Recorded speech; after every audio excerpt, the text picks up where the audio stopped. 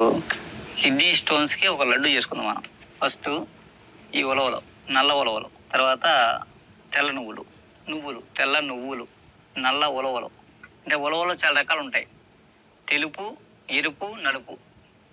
అడవి ఉలవలు ఉంటాయి, ఇప్పుడు దొరకట్లేదు అనుకుంటే వేరే విషయం. ఇవి ఉన్న మూడు దొరుకుతాయి. కాకపోతే అందులో కిడ్నీ స్టోన్స్కి మాత్రం ఈ నల్ల ఉలువలే శ్రేష్టం. ఇక యాలకులు, బెల్లం. ఇది మామూలు బెల్లమే, అంటే రంగు వేయని బెల్లం. వేయాలంటే ఫస్ట్ ఉలవలు వేయించుకోవాలి. ఉలవలు ఇలా వేయించుకోవాలి. అంటే వేయించుకోవాలంటే ఇది ఏదో కొంపటెట్టాడు, పైన మూకుడెట్టాడు, ఇవన్నీ మాకెక్కడ ఉంటాయి అనుకుంటారేమో. ఈ స్టవ్ మీద ఎక్కువ వచ్చేం కదా, మాకంటే ఇవన్నీ ఉన్నాయి కాబట్టి చెప్తున్నాయి. కానీ మీకు ఇంట్లో ఏముంటుంది అంటే అయిపోవచ్చు. కొంచెం మంచి కమ్మటి వాసన వస్తుంది, తెలుస్తుంది. స్మెల్ మంచి ఈగిన స్మెల్ వస్తుంటుంది. ఇట్లా మంచి కమ్మటి వాసన వస్తాయి. ఎక్కువసేపు వేగక్కర్లేదు, ఒక్క 5 నిమిషాలు. ఈ వేగిన తర్వాత తెల్ల నువ్వులు, ఇవి కూడా ఎక్కువసేపు వేపక్కర్లేదు, ఒక 2 నిమిషాలు. 2 కలిసి వేయకపోతే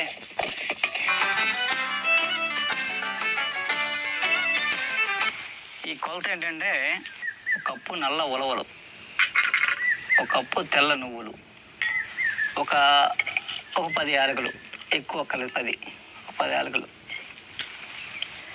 2 కప్పులు బెల్లం. ఇదే ఫార్ములా.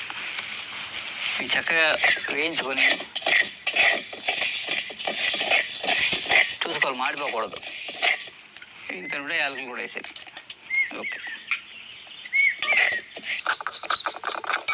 ఓకే చూసారు, మంచి స్మెల్, ఇల్లంతా మంచి గుమ్మలు ఆడిపోతుంటుంది. ఈ స్మెల్కే తగ్గిపోతే కిడ్నీ స్టోన్స్.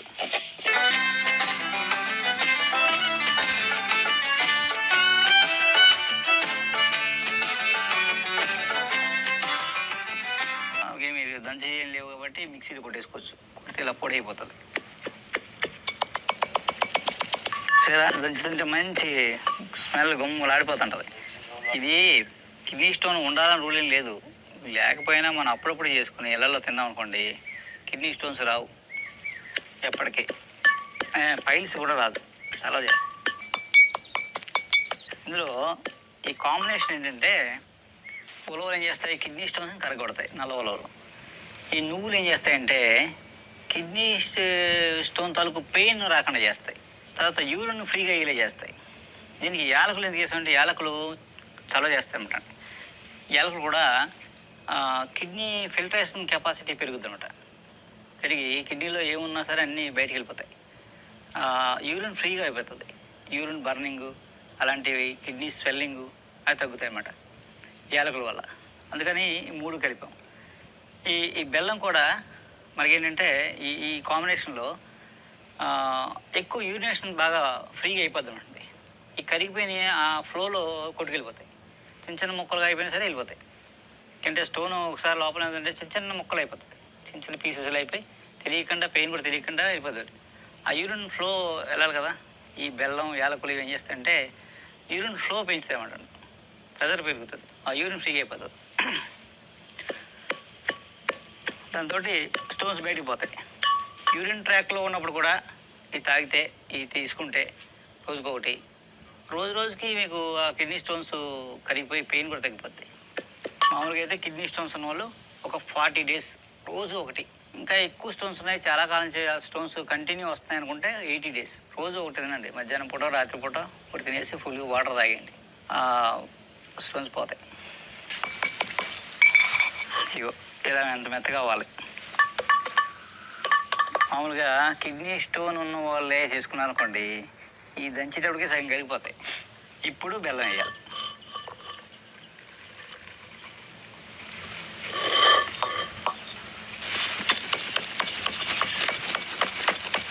దంచుతుంటే మంచి కమ్మని వాసన వస్తుంటుంది. టేస్ట్ కూడా చాలా బాగుంటుంది. అందరికీ అన్ని డౌట్లే. డౌట్ ముందు పుట్టి మనం తర్వాత పుట్టినట్టు అయింది.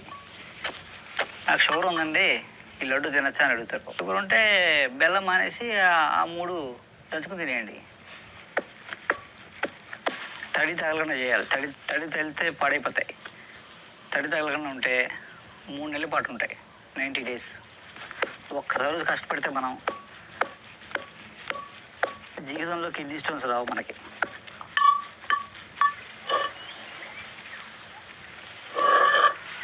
సరే, మొత్తం కలిసి ఎంత బాగుందో.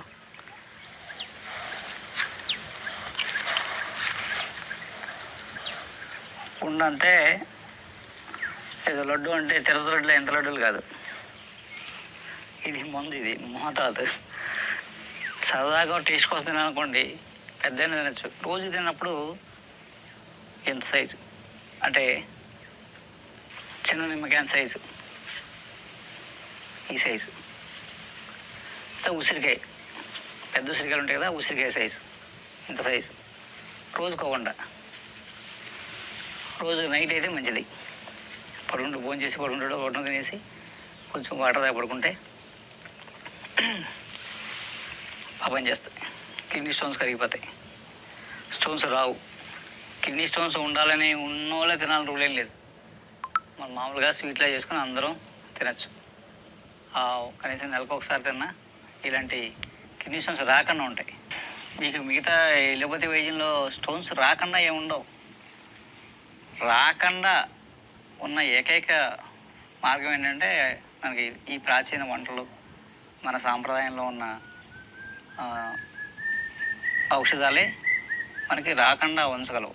రాకుండా అదే మందు, వచ్చిన అదే మందు.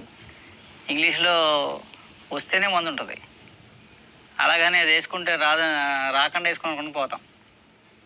ఆప్షన్ ఉండదు, అక్కడ ఒకటే ఆప్షన్ ఉంటుంది, జబ్బు వచ్చాక మందు అంతే.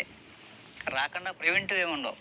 ప్రివెంటివ్ ఉన్నది ఇక మన వేదం, ఆయుర్వేదంలో మన సాంప్రదాయ వంటలే మనకి ప్రివెంటివ్ హెల్త్, జబ్బు రాకుండా కాపాడేవి. కాబట్టి ఇలాంటివన్నీ మనం నేర్చుకుని తర్వాత నేర్పుతాం. నమస్కారం.